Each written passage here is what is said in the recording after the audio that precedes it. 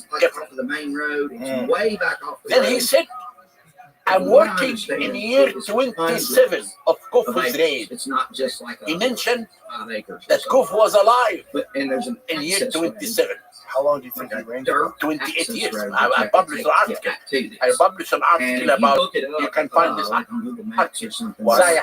Why was the Ellensburg, age Washington. It's 23 years? Why was that attributed to him? It's Now, very far west in Washington, and it's Egypt real has a close to problem when they huge count ridge, the name of the king. like a mountain Because when the area, ancient you know, Egyptians so it's, counted the cattle, a they lot of count rural area. It looks like the reign of the king. And I can imagine Some- that.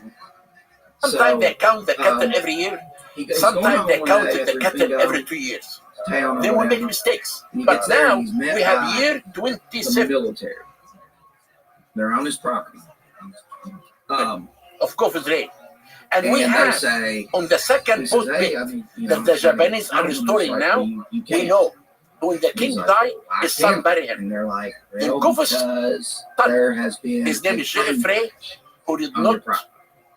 respect his father, So, and I'll tell you why. He He buried his father in year he's like, 28. well, I don't Did we see know smoke or anything like this. And now I've got to for I sure said, no, you're not. that Khufu ruled We're going to for put you up 28 years? in town Mm. in a hotel until Now- we get this plane crash. Miller said something Investigated that made me very happy. We'll send for Because you and you can come 25 home. years ago, I wrote an Well, article Mel can see that to say there's that a lot of, he called Memphis it yellow was not woolly, the capital of Egypt. heavy I said excavating that the king or, ruled Egypt earth from moving the pyramid. equipment. You know, If the and pyramids in tracks Abra Wash, where the they king had ruled all Egypt this from equipment Abra back Wash. there. If the pyramids in Giza, Mel Giza, said, Abu Sir, hey, Sankara, Thailand, I'm going to go on in. then Miller said He something says the many people government did not person believe said me to when I him, wrote this article. well, you know what? We're going to clean this up, But and this is a government issue, Miller and it would said be very easy to find a Khufu drug lived lab in his on this palace property. at Giza. So he If takes he it as a lived threat. in a palace at Giza, I means mean, I would too. coming with the from royal someone from family, the government. the public, and the government. And So he said that the basically, area Mel that Khufu lived Tucks in his it, whole in the pyramid called Ankh Khufu, in hieroglyphic, means the Khufu lives. This is the name of the city that Khufu lived in it. And Miller said, we came to Giza you know, I guess in an sometimes area as he goes in out hieroglyphic there, called then he Rashi. calls in Art Bell And while this is Rashi going means on. And from literally the story mouth he tells, of the lake. This could be the TV, entrance local of Giza TV, Plateau. But news what's really station went stipulated, out he to said, where the property was. it took me almost and they one were day turned away for by the me military and as my well. workmen to come to the Now, pyramid. Why? they done research. Because Giza entrance was busy. No light logs of Every any stone kind coming were in has to found. be counted. Uh, Every workman has to sign no FFA the first record, letter of his name. FAA And this is why if you go today to the port of New York, that was it found. will take you But 5 hours if it was a military because it's plane, busy.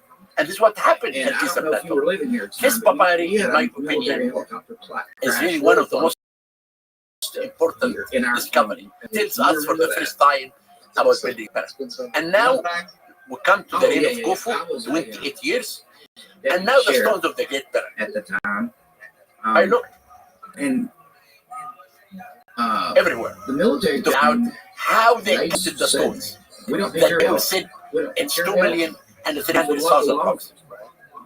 I found no evidence. Go up there to the end of It's only when the Arabs came. You know, all that's basically the theories that the New Age people say now, it came from the So Arabs. if you look at When the Arabs that came aspect, and they it entered could the have been pyramid, if it's they military. said all this nonsense stories about That's the very pyramid. understandable.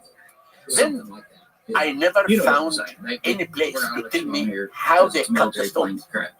But now we have evidence Well, that the that base light of the goes on, pyramid and, is 20 feet high of solid rock. you know, I No don't stones. know how long In it's been, 2010, the mail goes back. I brought a team, The mail goes scientists from out every there. field, He and we basically counted the stones is based on the offered new evidence, money and we found out to that the leave the stones of the country pyramid and never speak about are this again. only no more than 1 So million.